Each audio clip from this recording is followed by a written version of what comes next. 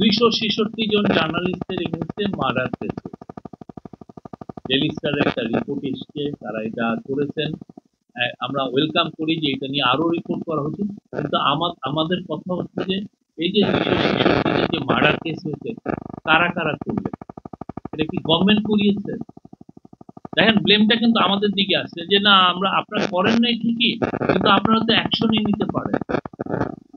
কিন্তু ওনারা কিন্তু লয়ারদের কাছে যাবেন না। লয়ারের কাছে জিজ্ঞেস করলে লয়াররাই কিন্তু ওনাদেরকে বললেন যে না, গভর্নমেন্টের পক্ষে একজন যদি কেস করে সেটা বন্ধ করা খুবই ডিফিকাল্ট, অলমোস্ট ইম্পসিবল। আপনি থানায় আমি বললাম আপনার কেসটা নিব না, সে চলে যাবে কোর্টে। কোর্টে গিয়ে বলবে, কোর্টের থেকে এসে অর্ডার নিয়ে আসবে, নিয়ে এসে থানায় বলবে যে কোর্ট বলেছে আপনার কেসটা নিতে। আপনি আটকাবেন কিভাবে?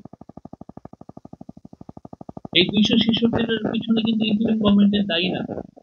আর এই 266টা যে মার্ডার কেস হলো, যে সাংবাদিকদের এগেইনস্টে মার্ডার কেসটা কেন হলো?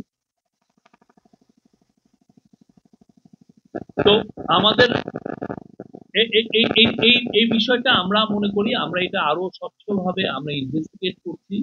আমরা আশা করি এইটার আপনার রেজাল্ট পাবেন। আমরা যারা যারা এটার সাথে জড়িত না, এগুলোর সাথে যাদের বিরুদ্ধে হ্যারাসমেন্ট করা হয়েছে, আমাদের আইন উপদেষ্টা বারবার বলেছেন যে বিষয়টা আমরা দেখছি, এবং যাদের যাদের আমরা অলরেডি বলেছি যে এই কেসে এই কেসে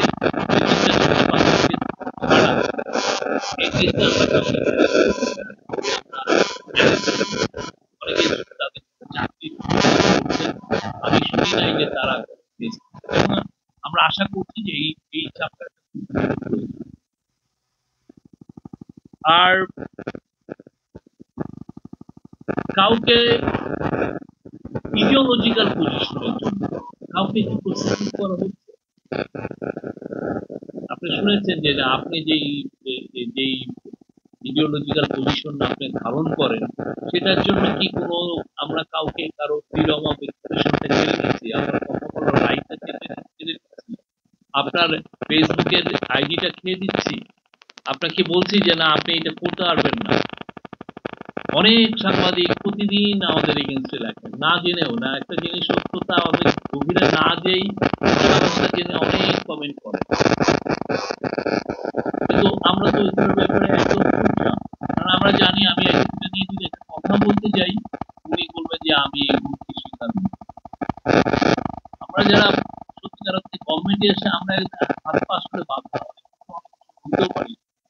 আমি ফেসবুকে দেখছি যে উনি একটা যাহা মিথ্যা লেখেন, আমি বলতে পারতেছি না যে আপনি মিথ্যা লেগেছেন। মিথ্যা তো আমি যখনই বলবো যে আপনি মিথ্যা লেগেছেন, উনি দেখছেন উনি কিন্তু এসে আমাকে হুমকি দিচ্ছেন যে তুমি মিথ্যা লেখো।